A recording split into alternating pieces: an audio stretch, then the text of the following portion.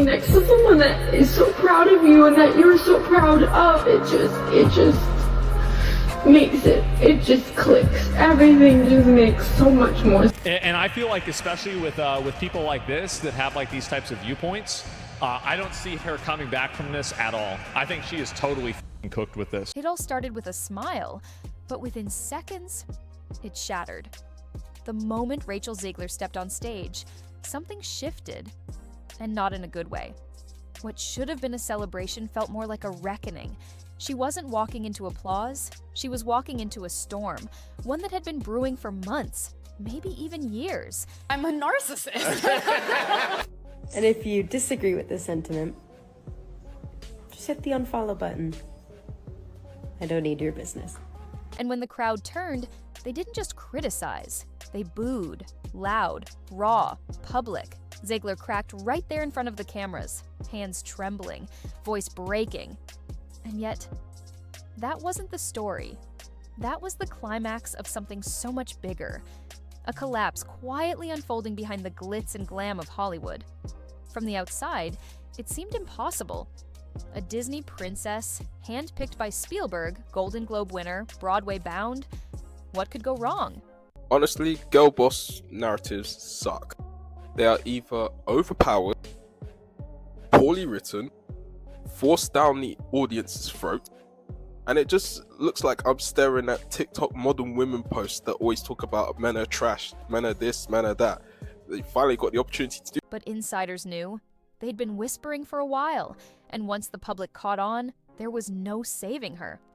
So how did Rachel Zegler, once seen as the future of Hollywood, become the face of its biggest PR disaster? Let's rewind. Rachel Zegler didn't hold back during press interviews.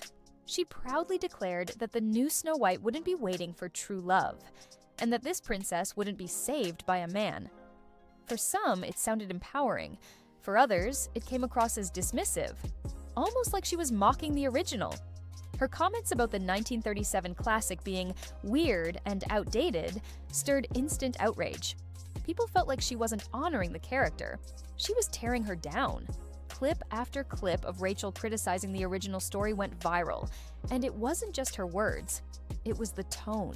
Sarcastic, smug, sometimes even laughing while she talked about how little the original Snow White meant to her. Fans who grew up loving the classic felt insulted. The backlash wasn't about her being different.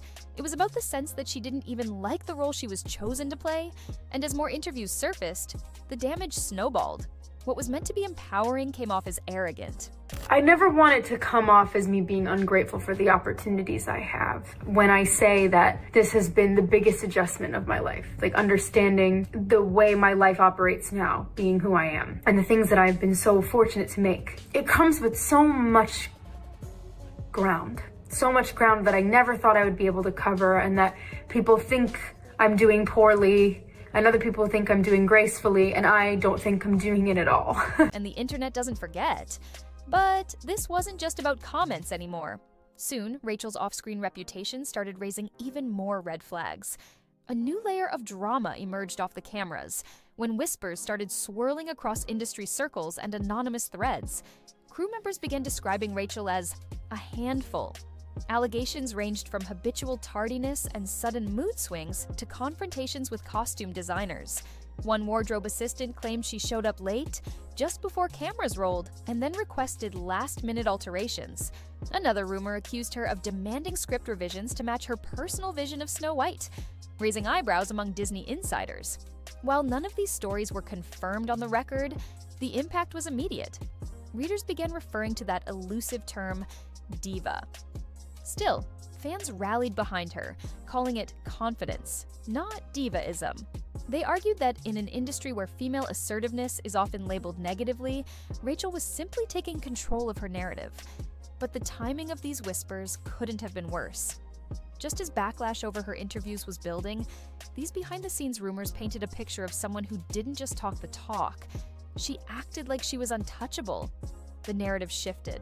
She wasn't merely controversial in interviews, she was allegedly friction on set. Every late arrival, every abrupt change, every complaint fueled speculation. Was Rachel out of her depth? Some even suggested this behavior was intentional, part of a deliberate persona to position her as edgy or fearless. That suspicion only amplified the negativity, giving critics new reasons to question if she was truly the humble rising star Disney had promoted. All this, keep in mind, came without a single official statement. No confirmation, no denial. Only whispers carefully amplified by blogs and gossip sites like Cautionary Notes. A once celebrated newcomer, proud and outspoken, was suddenly recast as difficult and self-centered. And while fans clung to any defense, the damage had begun. Every rumor added weight to the backlash, pushing her further from the support she had at the start. This isn't just Hollywood drama, it's a reminder that when an actor steps into a major role, the spotlight don't just follow them on stage, it trails them everywhere. And what happens behind closed doors often shapes the public story. And Disney was now stuck between a rock and a hard place. Defend their star and risk credibility, or step back, stay quiet, and let the narrative unfold on its own. But how did Disney respond to this growing storm? That silence itself spoke volumes. Normally, when controversy strikes, Disney is quick to tighten the PR response, releasing statements, rolling out trailers, and reaffirming support. But in the case of Snow White, all bets were off. Following the rising tide of backlash, Disney retreated into silence. No new posters, no trailers, no interviews, not even D23 teases. It was as if the entire project had been shelved. Fans noticed, and speculation erupted. Rumors spread that Disney executives were uncomfortable with the film's direction and worried about how much control Rachel seemed to wield. Questions circulated about whether the studio even believed in the new vision anymore. Some insiders claimed internal meetings took place, with execs debating whether to release quietly or scrap the project entirely. The lack of marketing wasn't just a pause, it felt like a strategic retreat. Disney's streaming platform, usually packed with hype builders and behind-the-scenes extras, had zero mention of Snow White, not even a quiet buzz widget. Studio accounts that typically teased live-action adaptations were curiously blank. It was as if the film no longer existed, and when Disney finally updated their 2025 release slate, Snow White was missing. Again, that kind of void is deafening in Hollywood, especially for a Disney tentpole. The silence signaled more than delay. It suggested doubt. In a business built on fan loyalty and hype, erasing a marquee property is almost unheard of. Viewers began to wonder, had the backlash already pushed the film off the rails, or was something else behind the curtain? Several entertainment analysts noted the pattern. Whenever a film becomes radioactive before it even launches, the studio tries damage control, not silence. Silence usually means reevaluation. And by not addressing the diva rumors or the interview backlash, Disney risked admitting it lost the plot. But stepping forward risked more exposure. Confirmation that the backlash wasn't just noise. That sensitive tightrope only set the stage for what came next. Leaked videos that shattered whatever control was left. As fashion critics dissect leaked costume designs, the true shock came when bootleg clips from filming made their way online. These weren't polished promotional teasers. They were raw, unfinished scenes. One showed a Snow White surrounded by creatures more Halloween than fairy tale, their appearances dark and unfamiliar. Another snippet introduced her as a standalone leader, diving into rhetoric about rewriting history and standing up for herself. Fans saw those clips and recoiled. Gone were the traditional dwarfs and nostalgic castles. Instead, characters looked more like generic fantasy creatures in rough CGI. The tone felt jarringly modern, and Rachel's performance came across as detached, her delivery flattened, lacking warmth. Critics labeled it a lecture masquerading as a movie. Disney purists griped about the loss of enchantment. Even casual viewers were put off, saying the changes felt forced, like the film was trying to check boxes rather than tell a heartfelt tale. The outrage hit fast. Hashtags like #NotMySnowWhite and #DisneyRuined. It started trending. YouTube reaction videos popped up almost instantly, mostly critical, some sympathetic, but all focused on the gap between expectation and reality. What was supposed to be a powerful reimagining looked to many more like a cautionary example of overcorrection. Rachel's critics doubled down. They blamed her hubris for the rewrite, accusing her of using her new influence to strip away the heart of the princess story. Her defenders insisted she was just advocating for a stronger character. But the narrative started shifting. It wasn't about empowerment anymore. It was about erasure. And once again, Disney stayed silent. It was as if every leaked clip deepened the studio's regret. But they had no room to respond, so the band kept beating, each clip adding tension, each tweet widening the divide. And that gap would soon be on display in public, in a way no one expected. The moment hit in plain view on stage during a fan expo interview about a different project. Rachel walked out looking prepared, smiles, rehearsed lines, ready for Q&A. Instead, something broke. As soon as she began speaking, her voice trembled. Her practiced tone imploded into something raw and human. She swallowed hard and said she felt torn apart online. Within seconds, tears leaked, mascara ran. She paused, took a breath. Then, more tears. Her next words struck a nerve. "I didn't know how to be perfect," she admitted, her voice cracking. "Sometimes I feel like they want me to disappear." There was a beat of silence, then applause, some supportive, some awkward. Clips of that moment flooded social media. Some viewers expressed sympathy. Her vulnerability was refreshing and brave. But critics were quick to pounce, calling it a PR spectacle, or evidence she couldn't handle criticism. A few accused her of playing the victim on purpose. It was a flashpoint. For her fans, this was the human Rachel, someone under immense pressure, emotionally honest. For her detractors, it was confirmation. She was fragile, unprepared for life under the spotlight. And in those split reactions lay the core of modern celebrity culture. No matter which side you fell on, the moment made one thing clear. This backlash had moved from speculative online negativity to a deeply personal affair. But emotional exposure has its limits. While some applauded, others recoiled, and the fallout came quickly.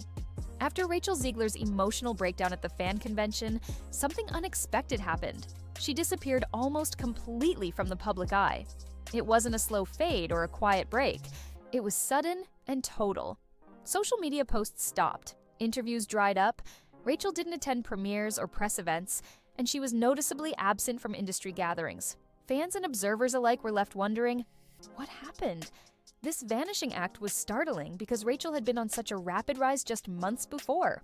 From her breakout role to landing Snow White, one of Disney's most coveted parts, she seemed poised for stardom. But the backlash and controversies took their toll, and her retreat felt like a silent admission that something was seriously wrong. Speculation ran wild. Some insiders claimed Rachel had been quietly blacklisted within Hollywood circles. That term, often used when an actor becomes too controversial or problematic, suggested studios and producers might be hesitant to work with her. The whispered reasoning was that her public image, especially after the leaked footage and on-set rumors, had become a liability rather than an asset. Others believed Rachel herself chose to step back.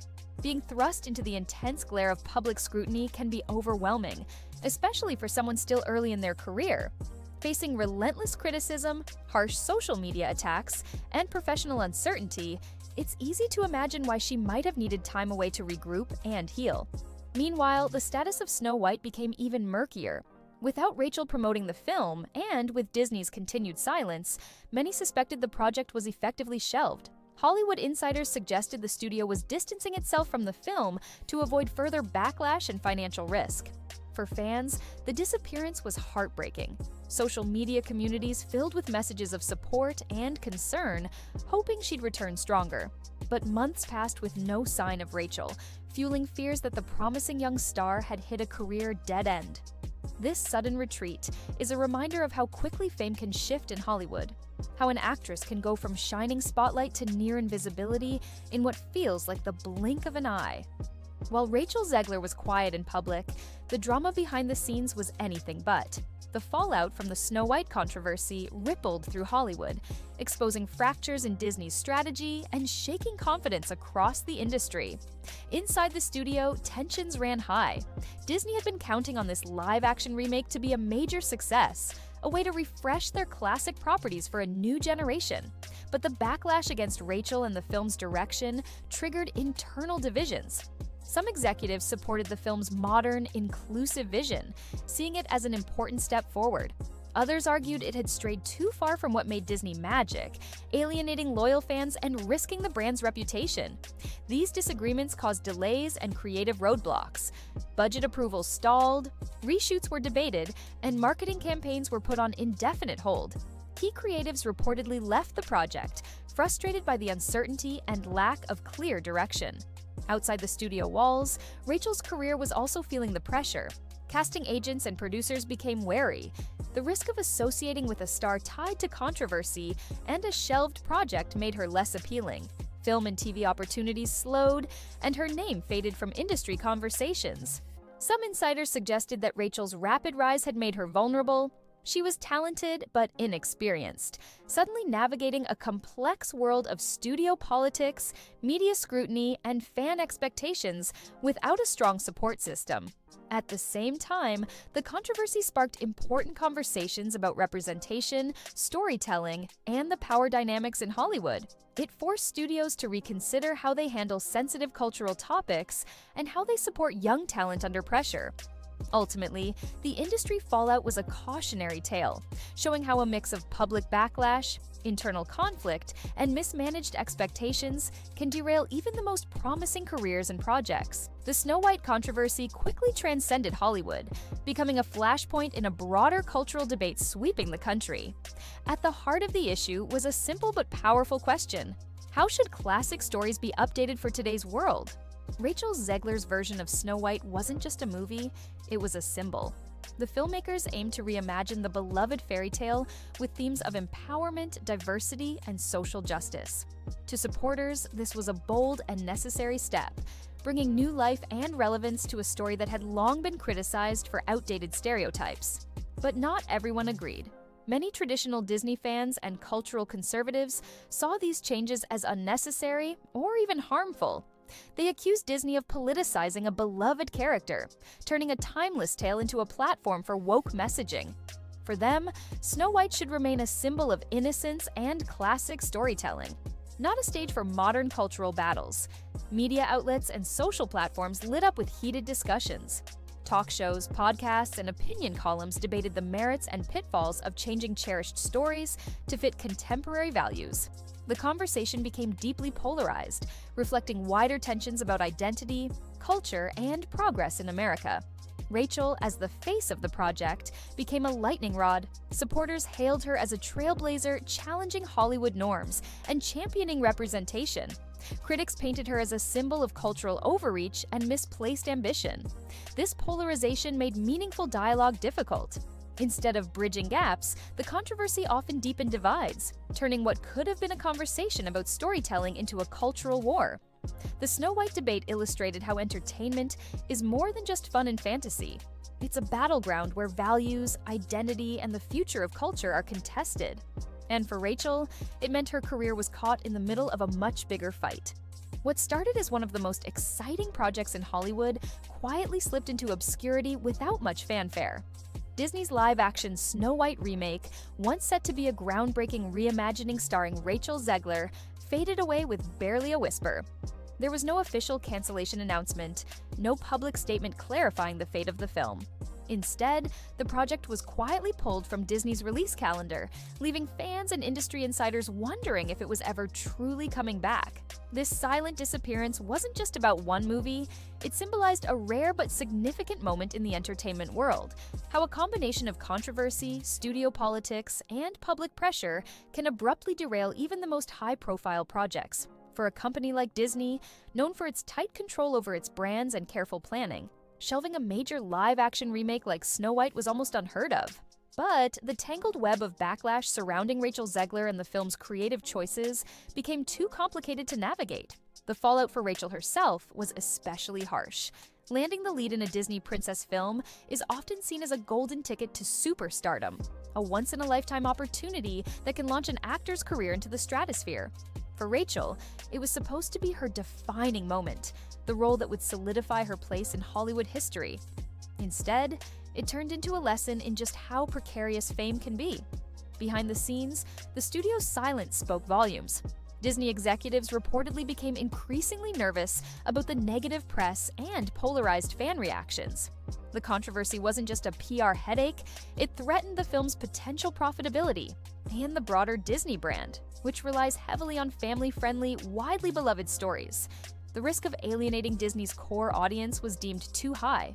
Even more, internal disagreements about the direction of the film and how to manage the backlash contributed to the delay and eventual shelving. Some within the company wanted to push forward with the new vision, believing it was necessary for progress and representation. Others argued for a return to the classic tale or simply cutting losses and moving on. Rachel's absence from the spotlight during this time only fueled rumors. Many wondered if she had been quietly sidelined, or if she chose to retreat after facing intense scrutiny. The lack of any new projects or public appearances added to the sense that her career might be stalled indefinitely. For the fans, especially those who had supported Rachel and embraced the new take on Snow White, this was a crushing blow.